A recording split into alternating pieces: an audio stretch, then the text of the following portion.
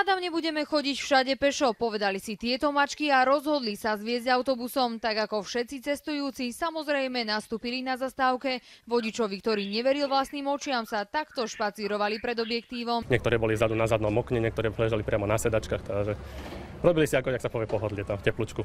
Nebolo to však prvý raz. Na tejto zastávke ich už musel vyháňať nejeden vodič. Takmer každý deň nastupujú medzi 8 a 11 a najradšej sedia čo najbližšie pri radiátore. Dneska som tam zastavil a nastúpili mi do autobusu.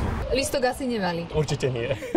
Boli takí čierni pasažieri, by sa dalo povedať. Na zastávku, kde mačky bratislavským vodičom pravidelne nastupujú, sme prišli aj my. Najskôr ich tu nebolo, no ako náhle sa otvorili dvere na autobuse, mačka sa zrazu objavila.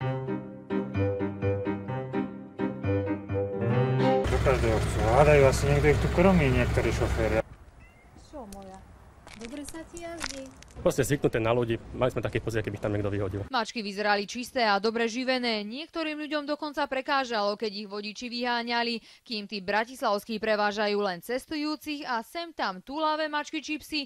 Na internete koluje aj toto video s obrovským hadom čakajúcim na svoj spoj. No a niektoré zvieratá sa MHD zväzú aj nedobrovoľne. Katarína Kúlová, televízia Markíza.